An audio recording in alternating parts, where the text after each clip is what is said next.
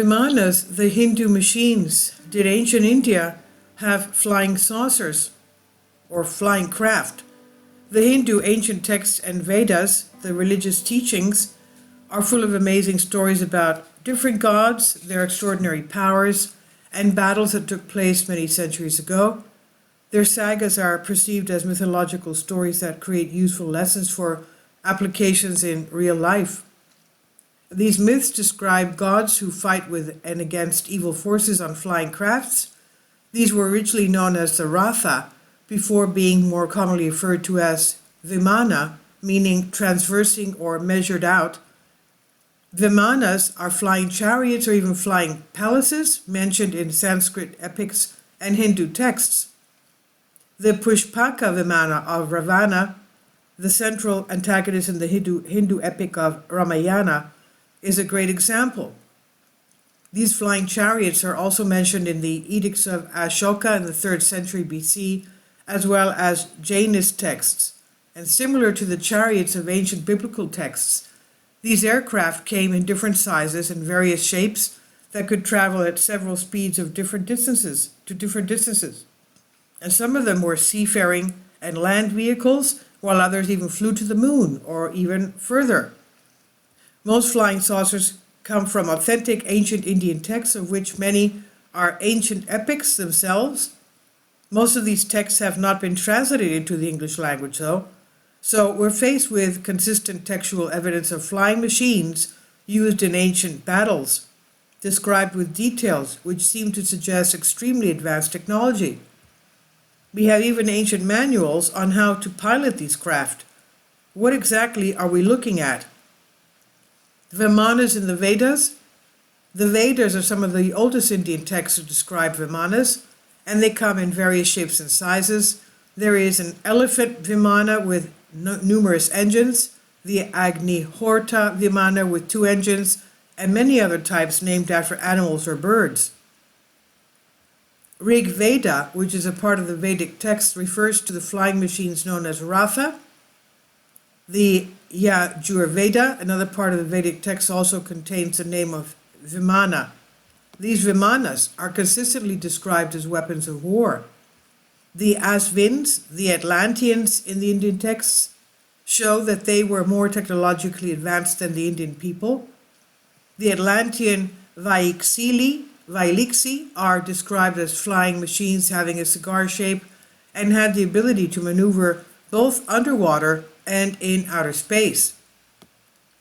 Yet the text of Yantra Sarvasva, the ancient guide to these machines, sage Maharshi Bharadwaj tells about the classes of Vimana based on their range. Some Vimanas were made to travel locally from one place to another, like our airplanes, for example. In the 2nd class, the Vimanas were used to travel to different countries, and in the 3rd class, these flying machines were used to travel to various planets.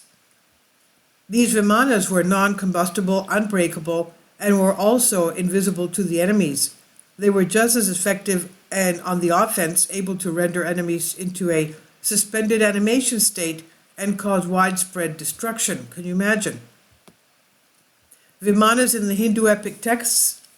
In the ancient Hindu texts, the empire of Rama in the north of modern-day India, including some parts of Pakistan, existed nearly 15,000 years ago.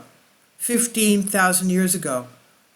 It existed during the time of Atlantean civilization, which was ruled by priest kings. Priest kings, if you see the video, 2 videos before this one, priest king in the Hebrew Old Testament is Melchizedek. Now, the greatest 7 cities of the empire were called the 7 Rishi cities, and these people had flying machines named Vimanas. There are 4 Vimana types described in the text. Some were saucer-shaped, whereas others were cylinder-shaped. These flying machines are described in detail as circular aircraft with portholes over the 2 decks and a dome. A Vimana is described as flying with the wind speed and producing a melodious sound. The ancient Indians who created these ships also wrote flying manuals about the controls of several Vimana types. Many of these manuals are still in existence and offer an unexpectedly detailed guide for piloting these craft. Famous Vimanas, the Pushpaka Vimana, brought by Ravana, the demon king in the Hindu epic Ramayana, is the first Vimana in the Hindu texts. It's described as resembling the sun. The Vimana moved at the will of the pilot, and when Rama, the protagonist of the text, got in, the chariot followed the king's command and flew to a higher altitude. This Vimana was made by Lord Vishwakarma for the Hindu creation god Brahma, and later on Brahma presented it to Kubera, or the wealth god, before it was stolen by his half-brother, the Lanka demon king Ravana. The Mahabharata, another Hindu epic, provides even more detail on the Vimana. The ancient Indian king Salva acquired the flying machine from Maya Danava, who was a resident of the planetary system named Taltala. The Vimana flew in the sky, rested on the hill, and floated on the water. The craft was called Sobha and could go anywhere, and Salva used it to kill several valiant Vishri, ancient Yadi destiny heroes. The aircraft of Salva is described as being able to become invisible, which wrong-footed the Yada dynasty warriors. Another Vimana is described in the Drona Parva, which is part of the Mahabharata, and here it was a sphere-like shape and was created on the winds produced by the planet Mercury. The epic describes that Bhima, who flew in this Vimana, generated an enormous ray like the sun and created noise like the storm's thunder. This is mentioned in Vaimanika Shastra, a text on the science of aeronautics relating to these Vimanas. And how did they work? There are a total of 32 secrets that describe Vimana's work. The pilot must know the airplane's structure and have the knowledge of how to drive the craft. The pilot should also know the means of taking off to the sky and know how to maneuver without crashing. These secrets were expected to be known by the pilot as given in Rahasya Lahari, a guide to Vimana operation. The pilot should also have the training in Tantrika and Mantrika related to Tantras and Mantras, Kirtaka, Antarak Kala, Adrashya, and Drisha, how to see and be unseen. In other words, becoming invisible, I guess. Gudha, how to be hidden. Paroksha and Aparoshka, how to manage contraction and expansion. Chaipala, how to be quick. Stabhaka, how to paralyze, and so on. These are no vague references to unexplained phenomena. These are detailed instructions written by a seeming expert. And they even seem to address modern aeronautic issues which would likely impact such a craft in real-world situations. Like the instructions related to Gudha, for example, to hide the flying machine from enemies, the pilot is instructed to harness the power of the 8th atmosphere layer above the Earth and to attract dark solar rays, whatever that means. Drishya tells the secret of collision between wind and electricity in the atmosphere, with the resultant glow mirrored in front of the Vimana. This creates a Maya Vimana, or a camouflaged Vimana. The text goes into considerable detail as to the metal construction of Vimanas, their use of mirrors and lenses, and the defenses offered by several Vimana types. Ancient weaponry. There are even instructions on the control panel operation with Vimanas.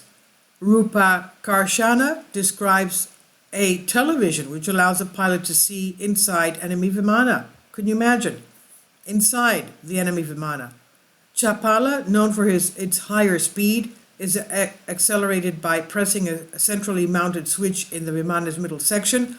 Activated when an enemy's machine is spotted, the Vimana travels at 4,087 revolutions wave speed, whatever that means. Stabka launches a poisonous attack projected through the Vimana's north side, which renders the crew of the enemy's craft unconscious. In the Sodaminikala, the science of electronics, Parashaba Grahaka is described as a sound capturing device enabling the pilot to eavesdrop inside the enemy plane. As per Shaunaka, the sky is divided into different regions. These are Mandala, Rekapathaha, Shakti, Kakshaya, and Kendra. Within these atmospheric regions, there are 7 lokas or worlds where Vimanas traveled. Dudinatha and Valalmiki Ginita, ancient intellectuals, stated that there are 70,300,800 air routes in Reka. In Mandala, there are 200,800,200 air routes. Shakti has around 1,001,300 air routes. Kakshaya has nearly 30,900,300 air routes. And Kendra has a total of 3,008,200 air routes. Vimanas and Jainism. Vimana Vasi, or the dweller of Vimana, is the order of deities who served Mahavira, the Jain Tirthankara religious teacher. These Vaimanika deities reside in the heavens, known as the Urva Loka. As per the Kalpa Sutra, Bhadra Buddhu famous texts, the 22nd and 24th Tirthankaras arrived on Vimanas called Puspa Uttara Aparijita. The Abhinindana, or 4th Tirthankara, as well as the Sumati Natha, or 5th Tirthankara, traveled through the sky in a Vimana named Jayanta after the Sava Artha Siddhi Vimana owned by the Jayanta deity. The 15th Tirthankara Dharmanatha traveled in the sky using a Vimana named Vijaya. These spacecraft even had names. Jainist texts even mention Vimanas that can be seen in dreams, known as the Nalili Gulma Vimanas. Vimanas in the Ashoka edicts. With Atlantis' cataclysmic sinking and ending the rule of Rama, the world entered into dark age. Many of the Vailiksi and Vimanas of Rama were destroyed, but some were said to have survived. Some 1,000 years after the Vedas, Ashoka, an Indian emperor of the Maurya dynasty, describes an aerial chariot, or Viman, as featuring in the procession of festivities which were organized in his reign. This was not unique. Ritual drums were sounded during the period of the king Venanapira Priyadarsin to represent more behaviors and discourage killing, and these represented elephants, air chariots, and other divine figures as mentioned in the Ashoka edicts. Ashoka created a secret society comprising 9 unknown men, great scientists who cataloged many sciences. The king kept all their work secret as he feared that the advanced science of these men could be used for some evil purpose during the war. The unknown men each wrote a book. One such book tells about the secrets of gravity and how to master it. This text is believed to still exist, but its location has been lost. It's kept somewhere in the Indian Library, or possibly North America or Tibet. The Vaimanika Shastra. Texts on the Vimanas have continued to be written up to the present day. The Vaimanika Shastra is a Sanskrit text on the subject of aeronautics, written in the early 20th century following deep mental channeling and meditative inspiration. It tells of the creation of the Vimanas, referred to as the construction of God's chariot. The existence of the text was revealed by G.R. Joycer in 1952, who said Pandit Subbaraya Shastri had dictated it to him from 1918 to 1923. The text consists of 8 chapters divided into 3,000 shlokas. Pandit Shastri allegedly stated the content was divinely given to him by Maharishi Bharadvaja.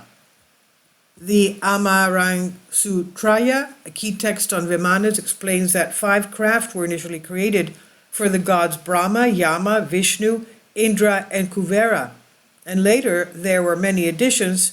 4 important flying Vimana types are Sundara, Rukma, Sakura, and Tripura. The Rukma had a conical shape. It was golden in color. The Sundra was shaped like a rocket and had a silver sheen.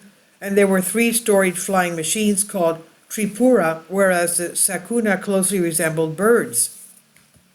In total, there are 113 subdivisions of these important Vimana types.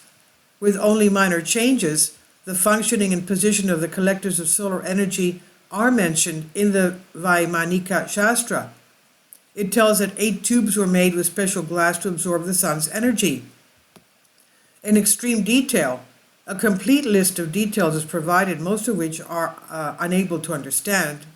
The Amaranga Sutrahadra text also explains the driving process, the fuel, and the controls of the Vimana.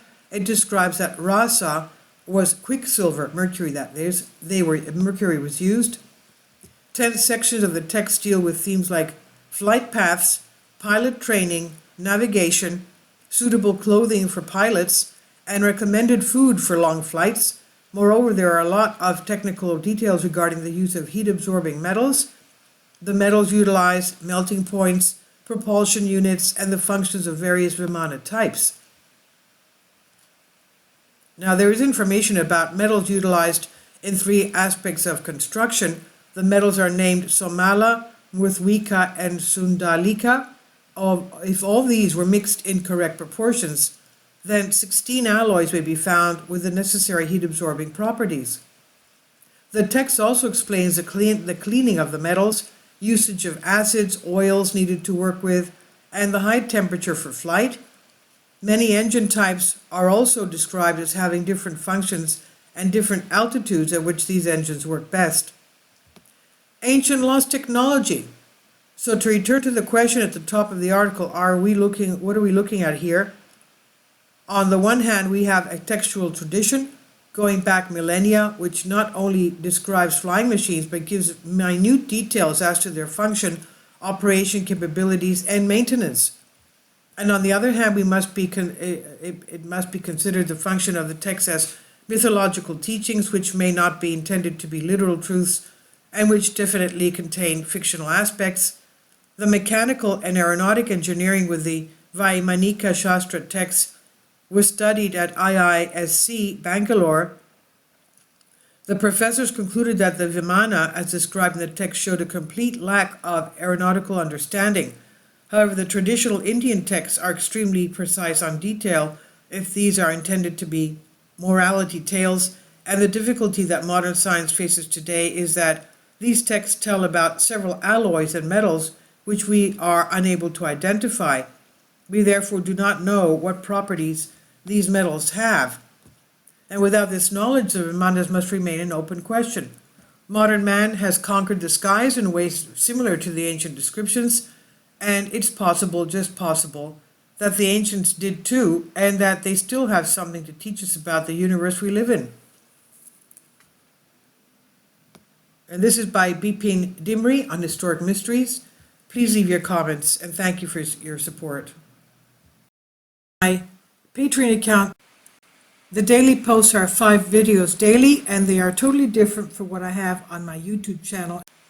Thank you so much for your support, and that you find all my content so interesting. You'll find the Patreon account details in the description box below.